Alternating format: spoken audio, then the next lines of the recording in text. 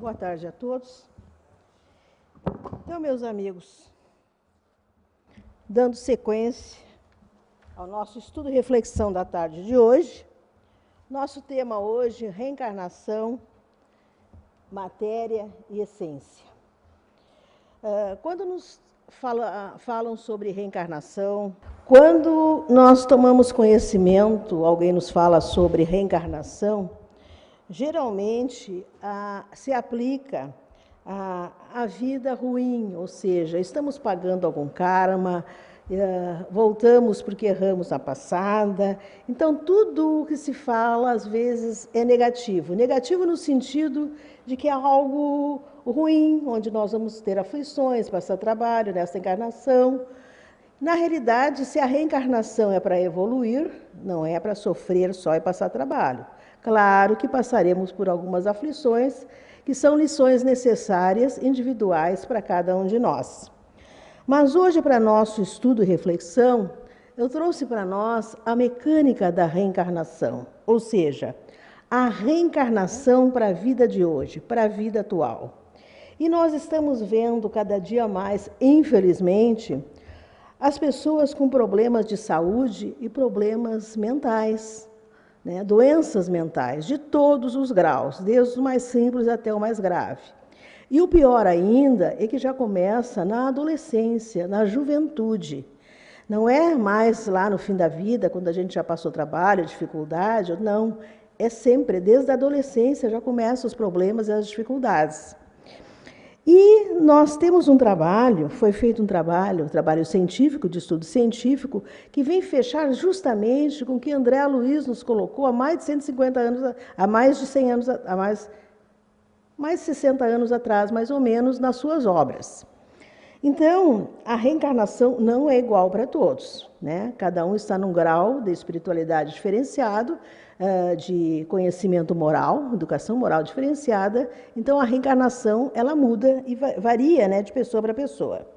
Mas, para nós entendermos melhor, vamos começar falando da desencarnação. Sempre quando alguém desencarna, um afeto nosso, ou algum conhecido, ou até desconhecido, quando se fala em criança, aquilo parece que nos choca mais, Mais uma criança tão jovem, tem uma vida para viver, E a gente se choca e não entende muitas coisas, O que vai ser desse espírito, Como é que o espírito de uma criança sai? Então, é-nos colocado que quando a criança morre, até os 4 anos, ela sai do corpo. Porque nós, todas as noites, meus amigos, nós saímos do nosso corpo, nós dormimos. Então, todas as noites nós morremos, porque deixamos o corpo. Uns ficam por ali, perto do seu corpo, dentro do seu lar, outros vão se agrupar com seus afins, outros vão mais longe, dependendo da evolução espiritual de cada um. Mas todos nós saímos. Então, a criança, quando ela morre até os 4 anos, se ela sai do corpo, quando ela volta para o mundo espiritual, ela volta como espírito adulto. Então, a criança não está sofrendo. Mas coitadinho, está sofrendo, sentindo falta da mãe e do pai. Não. É um espírito adulto que retornou ao mundo espiritual. Após os 7 anos, a criança vai se desenvolver como criança no mundo espiritual, ou seja, ela vai crescer no mundo espiritual. Claro que o tempo de evolução vai ser mais rápido que aqui. Não vai ser 1 ano, 2 anos, não. O tempo deles é diferente, mas ela vai se desenvolver no mundo espiritual. De 4 a 7 anos, essa variação é conforme o nível espiritual. Por que acontece isso? Porque a ligação do corpo, agora falando em reencarnação, ou seja, quando nós nascemos, a ligação do espírito ao corpo é molécula a molécula. E nós temos, todos nós, um modelo biológico, que é o perispírito, que é aquilo que liga o corpo ao nosso espírito, uma matéria semimaterial, quer dizer, feita do mundo espiritual e do mundo material. Algo muito sutil, Então, esse perispírito vai modelar o nosso corpo.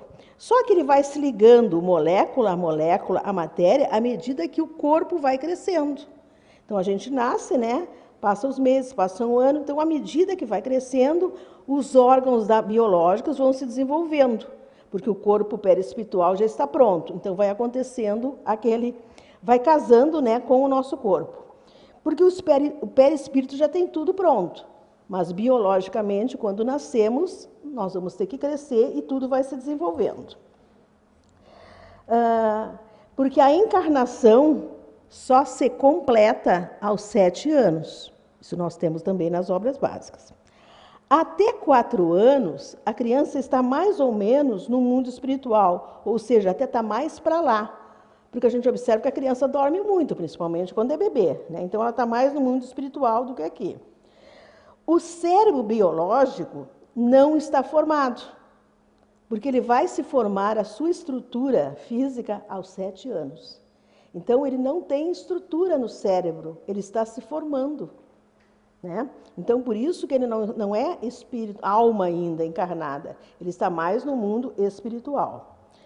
Então, ele não tem memória, porque diz que a memória está no cérebro. Se não tem cérebro, ainda não tem memória, né? Então, ele usa neste período o seu perispírito. E o seu perispírito ainda é o espírito do passado, com as suas memórias. Então, é aquele espírito adulto, que se preparou para reencarnar, mas ele pensa como adulto, ele age como adulto, como espírito, tá? Então, quando ele sai do corpo, tá? É o antigo que sai. À medida que a gente vai crescendo, vai se ligando. Mais ou menos aos 4 anos, a gente vai desenvolver a personalidade, né? O aprendizado. E começa a esquecer e apagar o passado. Então, às vezes, a criança, quando é pequena, tem umas lembranças, né? Porque ela ainda vive naquele mundo espiritual. Aos 7 anos, o cérebro está formado nas suas fases de desenvolvimento, a sua estrutura, né? Por que é a importância desse conhecimento para nós hoje? Como eu falei, os problemas mentais que nós encontramos hoje. Porque o que acontecer durante esse período, até os 7 anos, vai ter um reflexo na nossa vida adolescente, adulto e na velhice, posteriormente. Há uns anos atrás, foi feito um estudo psiquiátrico, num hospital psiquiátrico foi feito um estudo. Claro que hoje em dia as coisas são mais avançadas ainda, mas eu peguei dessa época essa pesquisa, né? Onde se fazia um cadastro, onde se dividia os problemas mentais conforme os graus, né? Graus mais graves, mais leves, mais ou menos. Então, uma lesão grave, nesta época de crescimento, poderia acarretar algo muito grave no futuro, até uma esquizofrenia, tá? Isso até os 6 meses de idade, tá? Porque o cérebro não está formado, então teremos problemas neurológicos. O cérebro se forma célula a célula, então começa pelos troncos neurais, depois os neurônios formando o sistema nervoso. Então, as células viram neurônios que se organizam e fazem as conexões, que são as sinapses, tá? Aí a gente criam-se redes onde a gente aprende a falar, a sentir, a se mover. Então, o cérebro ele vai amadurecendo durante a infância, a adolescência e até uma parte da vida adulta. Então, vejam como o cérebro custa a se desenvolver. Bom, o que isso quer nos dizer? Tá? De 6 meses a 4 anos, a base estrutural não está formada, né? Aí a criança vai começar aos poucos a se interagir através da alimentação, do reconhecimento. Ela começa uma época a enxergar a sua mãozinha, o seu pezinho, ela levanta o pé, ela olha, porque ela começa a se descobrir. Depois ela começa a se relacionar com os outros. Ela vai com aquele, quando ela está com fome, quem der mamadeira, ela aceita. Depois, com o tempo, ela já vai começando a estranhar algumas pessoas, né? Algumas pessoas ela gosta mais, algumas ela se afasta, porque, mas parece que ela não gosta de mim. Eu vou pegar, mas parece que ela não gosta, não quer, só quer a mãe. Porque a criança sente emoção, afetividade. E porque ali está um espírito adulto, que sabe o nosso sentimento, que vê o nosso sentimento. Ele sabe que a mãe ou o pai tem um carinho muito grande, então ele se sente seguro, aquele espírito. Mas os outros são estranhos, ele não sabe o sentimento ainda. Então, existem algumas rejeições. Então, vai multiplicando seus neurônios. Se a criança sofrer algum problema grave nesta época, ela vai ter que ter no futuro medicações constantes. Ela poderá ter surtos, hospitalização, porque ela lesa o cérebro biológico. Por quê? Porque o cérebro está se formando, tá?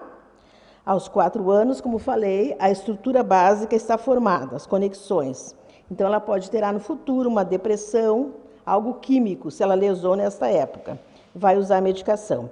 Após os 7 anos, ela vai ter um sistema neuronal formado, mas poderá haver problemas no seu psicológico, nos relacionamentos, que vai ser tratado no futuro com medicação eventual, né? Então, não sendo estrutural, não é problema. Ela poderá precisar de um psicólogo, tá? Por um tempo, até ela se entender. Aí, analisando com as obras de André Luiz, nós vemos que André Luiz trabalha na mesma faixa etária da encarnação, que diz que se completa aos 7 anos.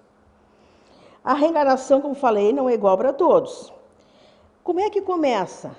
A gente nasce um ovo, e esse ovo se divide e vai formando todo o nosso organismo biológico, né? Ele vai se desenvolvendo.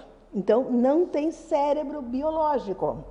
Se não tem cérebro, não tem memória. Está ligado ao passado. É um espírito adulto. Aí, o que acontece?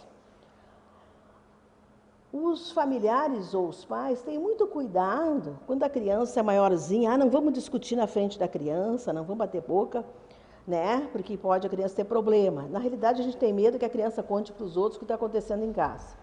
Mas tudo bem. Mas quando é bebê, a gente não se pode... não, nem está ouvindo. Está dormindo, né? Está ressonando, nem está ouvindo.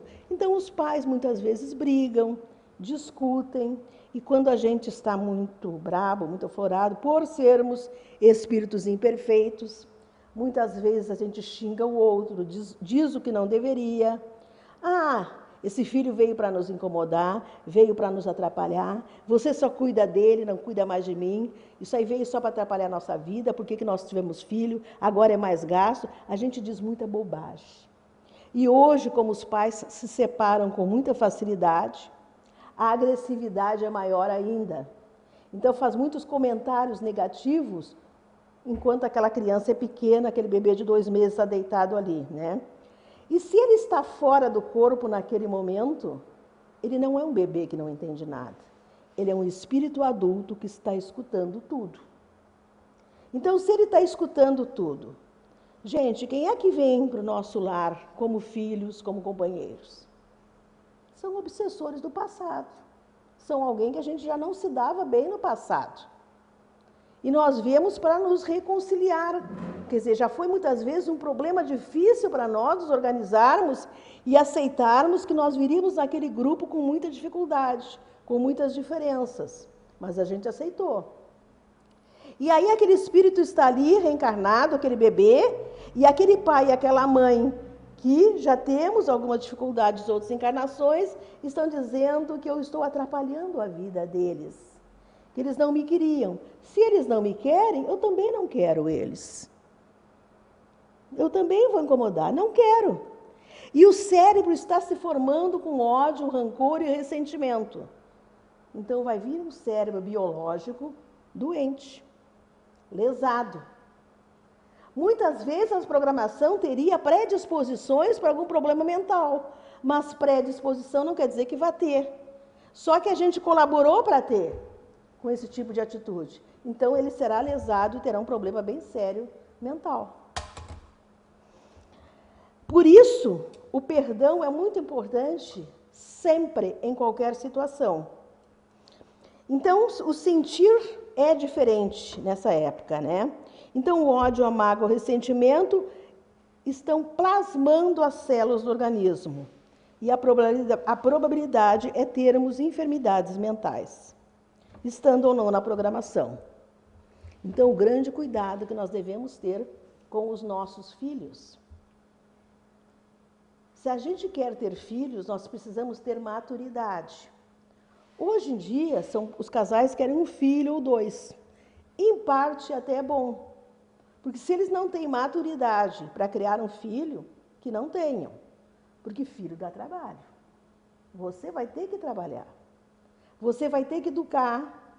A tua renda vai diminuir. Todo o teu salário vai para ele. Vai para a escola particular, vai para o curso de inglês, vai para o tênis que ele quer. Então, você vai ter que deixar muita coisa de lado.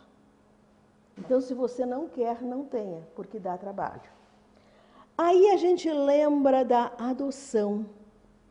Mas a adoção, né, é tão bonito. Mais importante ainda de nós pensarmos. Nós temos maturidade para adotar? Porque criança não é uma coisa que se devolve, não é mercadoria. Ah, trouxe para casa, tem que ter um problema, não quero, vou lá e devolvo. Acontece, infelizmente. Tem casais que fazem isso. Apareceu um problema, não, mas não me avisaram, eu não sabia, eu não quero. Porque tem um período, né, que a gente pode desistir da adoção. Eles chamam de desistir, mas é devolver mesmo a criança. Imagine o problema de uma criança até 4 anos, que vai para uma casa, volta, rejeitada aqui, rejeitada pela mãe biológica, pelo pai, rejeitada pelo aquele que adotou, com problemas lá onde ela cria. Então, não vai ter problemas mentais? Não vai ser um revoltado no futuro? Difícil, né? Ele conseguir sair deste tipo de situação. Então, meus amigos, muito mais cuidado nós devemos ter quando tomamos a atitude de adotar alguém, ou seja, aprendermos se nós realmente conseguimos amar aquela criança de qualquer jeito. Amar os filhos nossos, muitas vezes, quando aparece a dificuldade, já é um problema, imagina amar os que não foram gerados por nós. Mas eu não sabia disso. Eu já tomei atitudes que eu não sabia. O que eu faço agora? Gente, quando a gente dorme, eu já falei, o espírito sai do corpo. Quando a criança está dormindo, o filho saiu do corpo. Então vamos conversar. Mas o meu já passou dos 7 anos, já é pré-adolescente, já é adolescente. Sem problema. De noite, quando nós dormirmos, fizermos as nossas orações, vamos conversar em espírito com os nossos filhos, com os nossos sobrinhos, com os nossos netos, com aquele adolescente, aquela criança que está em dificuldade, que nós temos dificuldade no relacionamento, né? Não que ele esteja em dificuldade, a dificuldade é de todos nós. Então, conversar com a criança, dizer, eu te amo, né? Eu tomei uma atitude errada porque eu não sabia, ou seja, sermos sinceros com aquele sentimento que nós temos, ou que nós tivemos, porque todos nós erramos e nos equivocamos na nossa caminhada. Dependendo do momento que nós tivemos aquele filho, aquele companheiro, aquela criança, nós tomamos atitudes equivocadas. Às vezes, nós tomamos atitude que melhor nós sabíamos naquele momento, porque nós vamos evoluindo, todos nós estamos crescendo junto. Então, muitas vezes, passado anos, nós pensamos, se acontecesse aquilo hoje, eu não tomaria essa atitude. Só que já passou. Então, nós podemos reformular através do perdão, através do amor, através da compreensão, os nossos pequenos e os nossos adolescentes. Outra coisa importante, fazer o nosso evangelho no lar. E, quando possível, fazer com que os nossos pequenos jovens participem. Mas ele não quer participar. Convenhamos, não quer participar. Só que a criança, quando ela é pequena, nós é que podemos orientá-lo, mandar. Nós vamos agora fazer 15 minutos de oração, meu filho. Mas eu não quero. Não, mas você vai participar. É só 15 minutos. A gente dá uma atividade para eles, faz alguma coisa, mas participamos junto. Porque quando a gente faz o evangelho no lar, meus amigos, a gente abre uma janela de luz, a gente atrai para dentro do nosso lar espíritos de luz. E esses espíritos vão nos ajudar na nossa caminhada, nas nossas dificuldades. E vão ajudar também aqueles espíritos difíceis que estão conosco dentro do nosso lar. Porque dentro do lar todos nós somos difíceis. Eu não sou melhor que o marido, nem o marido é melhor que eu. Nós estamos na mesma equivalência. Somos todos equivocados, todos errados, né? Todos erramos. Aceitar isso, que todos nós erramos, que todos nós somos diferentes uns dos outros, e que nós não precisamos amar e ser, né, conivente com os equívocos, mas precisamos respeitar. Porque nós queremos que respeitem como nós somos, mas poucas vezes nós respeitamos o outro. E é por isso que nós temos dificuldade de relacionamento. Porque manter um relacionamento, tanto de esposos, de companheiros, como de filhos, avós, netos, sogra, sogro, o que requer, meus amigos? Muito perdão. Ninguém vive muitos anos sem perdoar muito. Então, nós precisamos aprender a perdoar, não guardar ressentimento, não guardar mágoa de ninguém. Viver em harmonia, reconcilia-te enquanto estás a caminho, e o caminho aqui e agora. E os nossos maiores obsessores estão dentro da nossa casa. Porque se nós não estivéssemos, nós não estaríamos aqui juntos. Porque vêm os espíritos simpáticos também, os afins, para nos ajudarem. Só que hoje nós temos um probleminha também. A gente não quer família grande, né? Porque diminui a renda, dá até mais trabalho, a gente fica mais preso. Antigamente não, antigamente era aquela turma, né? Vinha 5, 6, 10, trabalhavam, não tinham quase nada, era tudo uma simplicidade. Mas o que acontecia, né? Nós temos uns espíritos que são mais difíceis, que vêm para nós, outros mais ou menos, e tem às vezes aquele que vem para harmonizar a família, né? Sempre às vezes tem um irmão, que ele acerta tudo, está numa boa, né? Então, naquela época, a gente tinha vários filhos, geralmente os mais velhos depois ajudavam a gente a gerenciar os menores, a cuidar os outros, né?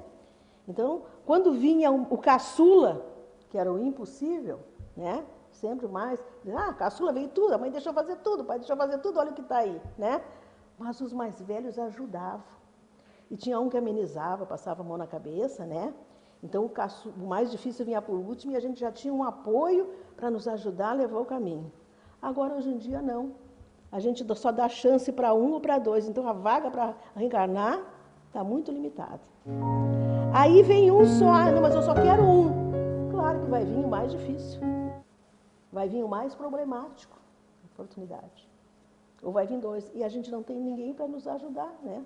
Porque a gente foi egoísta, a gente se preocupou muito com as coisas materiais, como se a gente fosse ficar aqui eternamente, esquecendo que somos espíritos imortais e que deixaremos tudo aqui quando partirmos para o outro lado.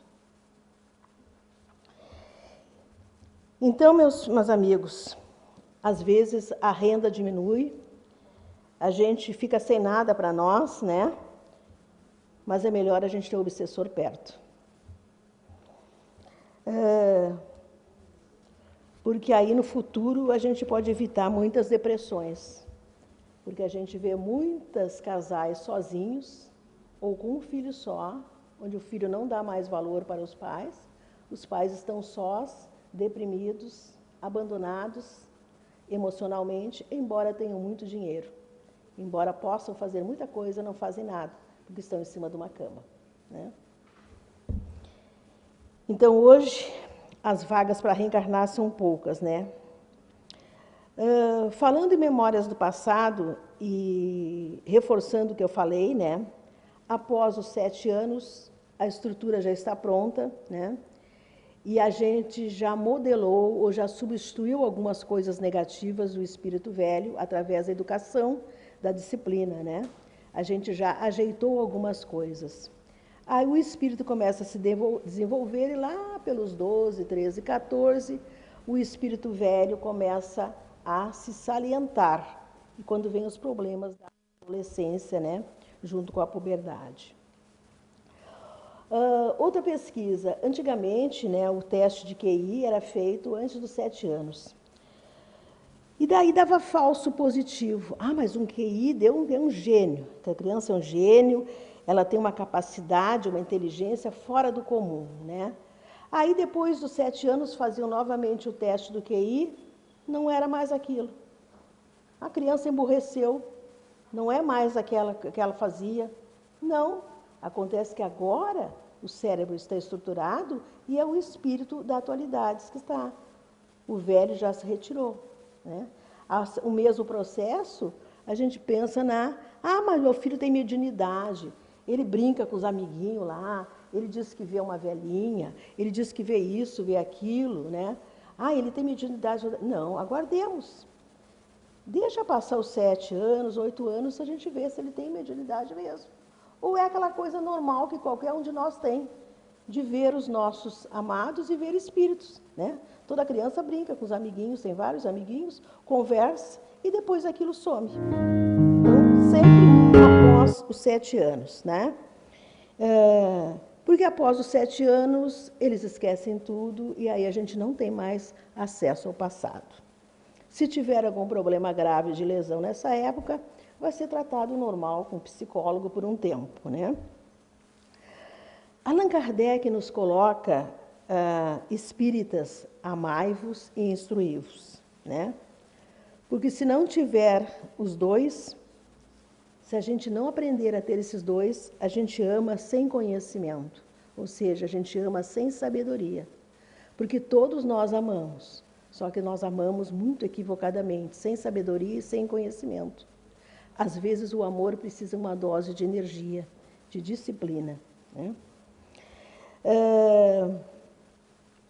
A gente arquiva aquilo que ama, então nós precisamos nos dedicar a ter um conhecimento mais sobre a disciplina moral, sobre a educação moral, porque é através do espírito que nós nos educamos moralmente. Então nós precisamos ter um conhecimento sobre espiritualidade e entender que nós somos espíritos imortais, hoje encarnados. E que quando partirmos para o outro lado, não vamos levar nada deste mundo, nem o nosso corpo.